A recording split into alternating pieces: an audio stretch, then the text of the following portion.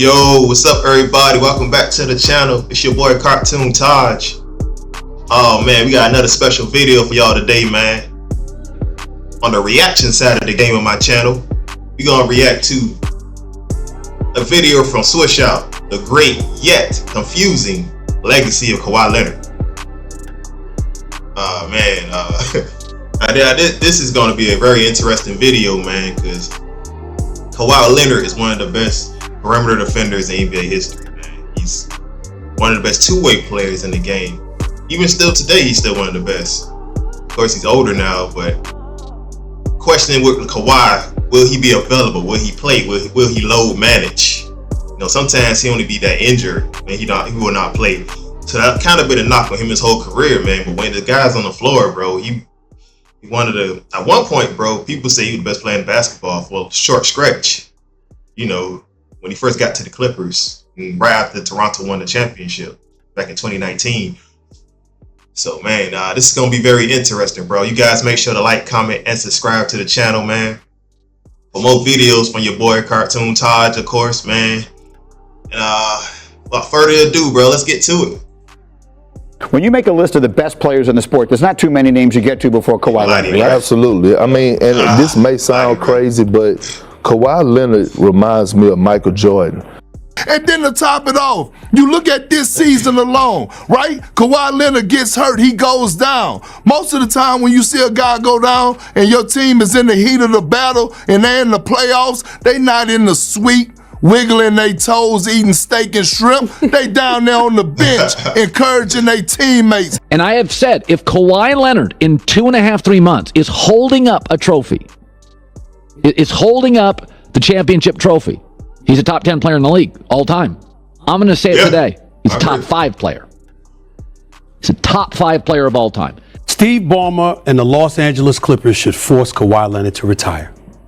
I'm done. He needs to go home. Okay? It's over. All right, man. This summer really made me realize how strange of a legacy the great Kahwi Leonard actually has. 4 years ago, I did a video basically with this exact same theme about Kawhi, and 4 years later, his legacy has somehow gotten even more confusing. We recently just witnessed the Olympics where Team USA brought home the gold, and this one was special because it had so much aura. LeBron named this team the Avengers, and it felt that way because the league's big three for the past decade all came together and agreed to get this one mission done one last time, and that they did. But initially, this was supposed to be the big four doing this, but right on time, Kawhi got hurt and we got Derek White instead. Now, it never really made that much sense for Kawhi to even play to begin with because we know he needs his rest. But this big four would have been special truly because these are the four that dominated our era of hoops.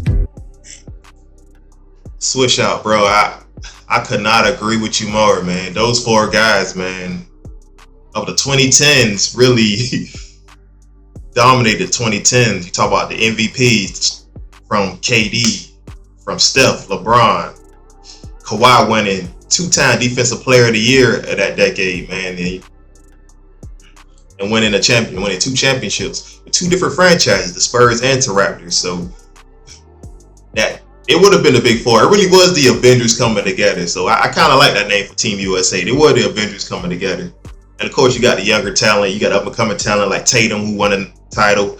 You got Ant-Man, D-Book, who's still young guy, still looking to win. Halliburton. So that was a really good team, bro. The Team USA, man. Yeah, that was a really good title to be named the Avengers. You know, man, I love this video so far, bro. If you look at the 2010s, the only players that have multiple championships in that decade is LeBron with 3, Steph with 3, and KD and Kawhi shared 2. Time out.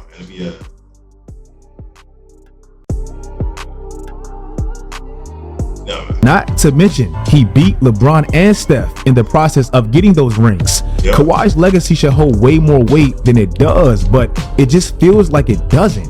One thing about all-time greats and how they become all-time greats is they normally have the numbers, the all-time numbers, to some extent to enhance their legacy.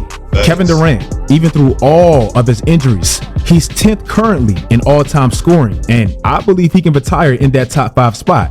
Stephen Curry, the greatest shooter ever, he's way ahead of anybody with the most threes in the history of the sport, and he damn near has 9 of the top 20 3-point shooting seasons ever. I mean, his is just undeniable. And LeBron, numbers-wise, all-time legacy-wise, we don't even have to speak on it. My point is, looking back at Kawhi's legacy 20 years from now is going to be the strangest thing ever because he doesn't have any of this. As we speak right now, do you know where Kawhi, one of the greatest pure 3-level scorers that I've ever seen, do you know where he ranks in all-time scoring?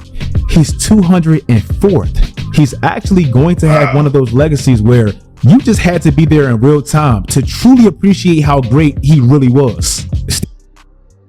And really the reason for that, man, Kawhi not playing a lot of games. I mean, I gotta look up his average that he averaged a season every time he played. He doesn't play a lot of games to really compete, to really put up numbers. So obviously, if you're not playing any games, you're not playing games, you're not getting minutes. You're not getting minutes, you're not putting up points. You're not scoring. You know, so it's him not playing, but when he's on the floor, he's an all-time great. It's really confusing, man. Stephen A. Smith recently said something about Kawhi that can sound excessive, and it probably was, but it does hold some weight, and I'll explain. The brother is a big-time basketball player. Jay, this is not a discussion about his skills and how elite he is. This is the worst superstar. I can make a case this is the worst superstar in the history of sports. He is a nightmare. I'll shortly get to the good/confusing part of Kawhi, but I really want to break down this comment. Calling Kawhi the worst superstar ever sounds strange, illogical, and damn near like a paradox, because in one breath you're calling him a superstar, and that's not given to just anybody, but you're calling him the worst one yet. But one thing I noticed about Kawhi's legacy when you really dive into it is how consistently unreliable he's been in some of his team's biggest moments, and that does favor Stephen A's point. Even if you look at his championships and how great he may have been in those championships, his performances were really unexpected and honestly surprising. In 2014, when they won, Kawhi wasn't even drafted to really be an offensive force. In his draft reports, one of his biggest weaknesses was him not really having a true, reliable offensive skill set. He worked extremely hard with San Antonio's coach Chip England, perfected his shot, and became the Kawhi that we know now. But prior to that finals, nobody really expected Kawhi to be the finals MVP, in which he was and he deserved. But he did it kind of quietly and out of nowhere. To me, kind of the same thing in 2019 when Kawhi won it out from San Antonio. Let's be real, they were petty and they were trying to punish him. They sent him way to Canada. That was not on his list. Nobody really expected Toronto to win that championship. In fact, more people were talking about what he was going to do afterwards. He just happened to have one of the most special playoff runs that I can remember, and we kind of forgot how great Kawhi truly was. 30 points, 9 rebounds, he reminded 62 us in the most Kawhi way possible. Shooting. But what about when expectations were truly there? When he's the known superstar, he's favored, and he's picked to win. Unfortunately, that's when Kawhi's been the most unreliable. It really sucks because sometimes it's really out of your control. But the best of or should you say unkawhiable? I thought it was funny. It's corny but funny. Availability is always going to be availability, and that's never really been his forte. When Kawhi was that known dude, established himself in 2016, 2017, won back-to-back DPOYs, and at this point was easily a top 5 player in the sport. In those back-to-back years with healthy young Kawhi, look at how dominant San Antonio truly was. They were only second to Golden State with wins, and they were the only 2 teams well into the thousands as far as point differential. They were dominant. You can see why Coach Pop was damn near chasing Kawhi around the country to keep this man on his team. When he's there and healthy, he wins. But of course, when you're playing that well, that raises your team's expectations. That gets your fans' hopes up. You really can't do that with Kawhi. In 2017, in which was supposed to be the showdown of the West, the 2 best teams in the West, Zaza hurt Kawhi, and that's not his fault at all. But unfortunately, it does add to his legacy of never being there when needed most. If this was like a one-off incident, it would be different. But for Kawhi, it's really a pattern. San Antonio predictably got swept. The following year, Kawhi's last year with the Spurs, he was basically gone for that whole season. That was the Spurs' last real year to really contend, because afterwards Tony was gone, and so was Manu, and even so was Kawhi. The Clippers saga with Kawhi is really the error that favors Stephen A's point. Let's be real. Paul George, he's in Philly now, not because of Steve Ballmer, not really because of a contract dispute. To me, it's none of that. It's because Kawhi Leonard just couldn't stay healthy. The Clippers being the Clippers, they made the mistake and extended Kawhi early for some odd reason, and they didn't want to double down and keep both of them. Why? Because they've proven they're not reliable, and it's mainly because Kawhi can't stay healthy. Again, I don't understand the Kawhi thing first, but why would Steve Ballmer face second apron penalties for a duo that's proven they can't win? That Kawhi is not healthy enough.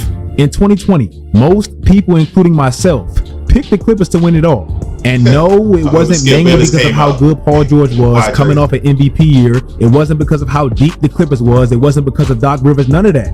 It was mainly because Kawhi Leonard looked like the best player on the planet at that time. He's the one that made the Clippers championship opportunity look realistic. But in the bubble, their best chance to actually win a championship, they blew a 3-1 lead, and Kawhi just wasn't good in that game 7. It wasn't just him, but he's the best player, and heavy is the head that wears the crown. Now, Kawhi underperforming hasn't really been the norm. In fact, that was really a rarity, because Kawhi's play, that's never really been the problem. But it all ties back to the one point of Kawhi not really being reliable when the expectations are there.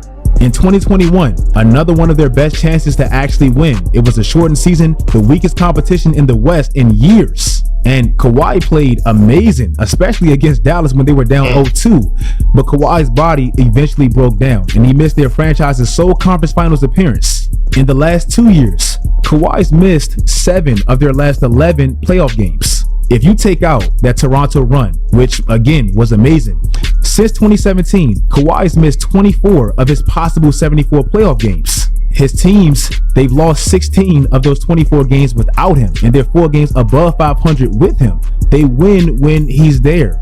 And this perfectly segues into the confusing part of what's going to be Kawhi's legacy when he's there, and how great he is when he's there. When healthy, Kawhi is undoubtedly one of the best players I've ever seen.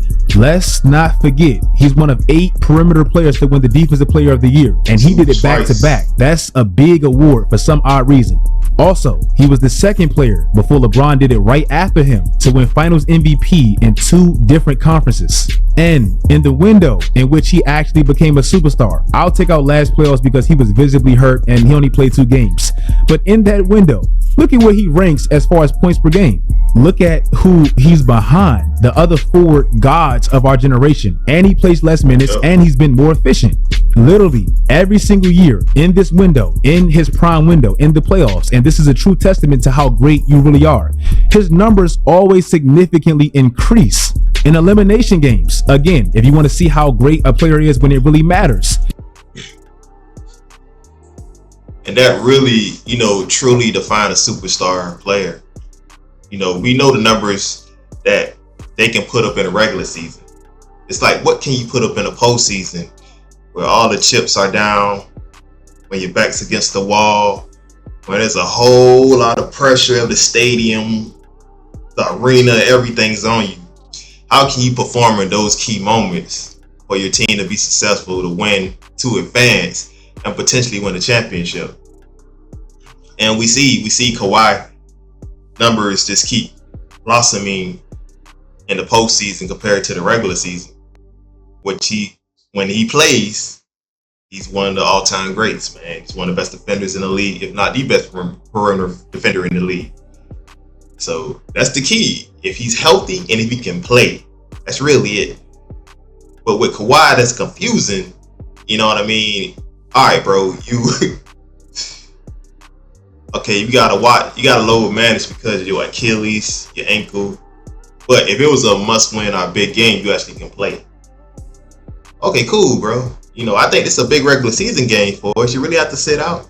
you know, that's really the difference, man. This game might decide our seeding, bro. You know, again, I never want to question a player injury. If a player is hurt, player, you know, they can't give it a go because of what's going on.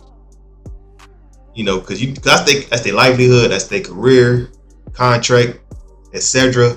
You know, you kind of be like, okay, this man can't give it a go. Okay, bro, sit out, man. You're gonna be out for a minute. You gotta make sure you're good for the playoffs. But you know, with Kawhi, man, sometimes he'll be out for a minute, then he'll come back. Again, I don't know the man's body, so I can't really explain how he's feeling. I don't know how the man's feeling. It just seemed like you already had a good week off, man. Like, this thing ain't kind of healed yet. It's a slippery slope when you talk about player injuries or whether they should play or not, you know, because I'm not hooping. I'm not injured like that. So I really don't know.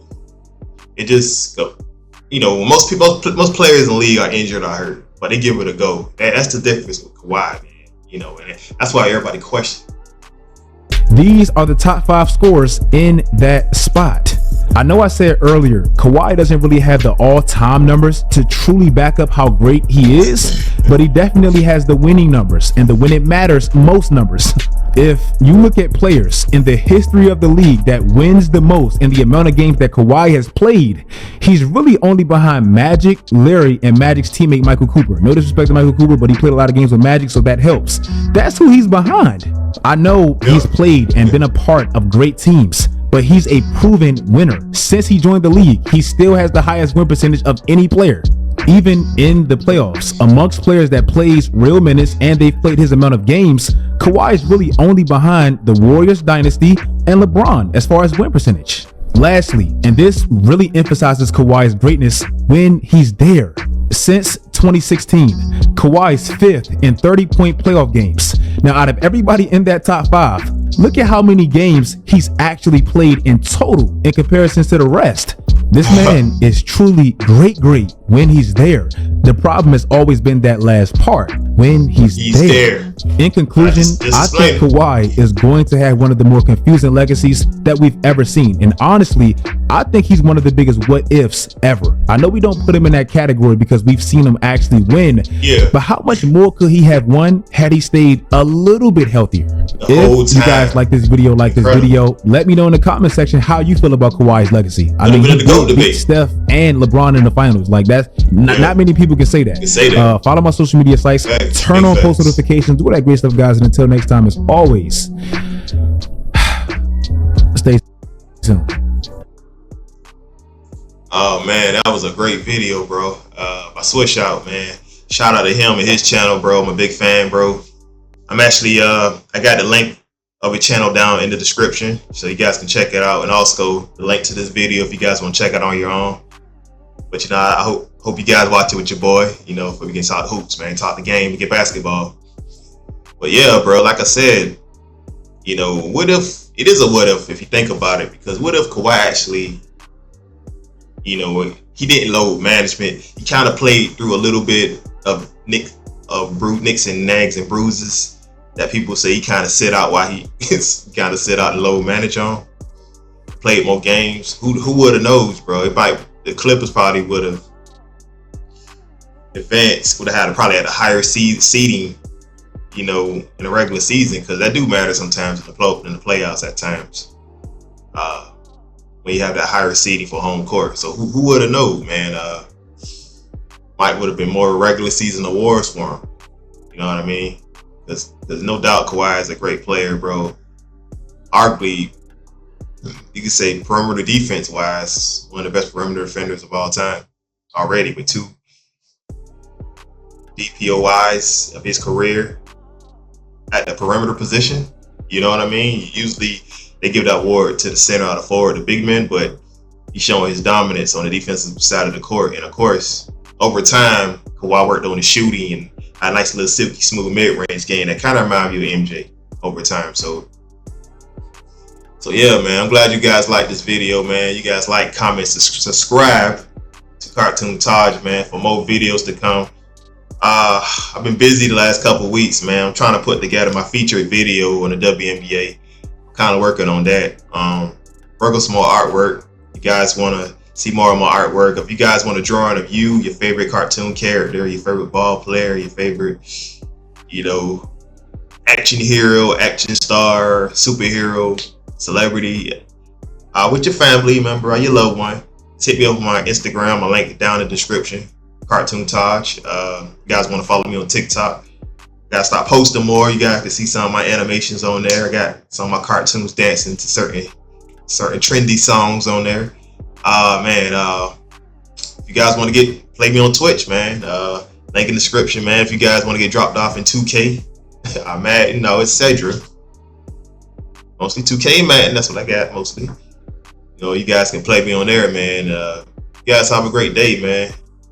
Enjoy yourselves and peace. Stay out of trouble.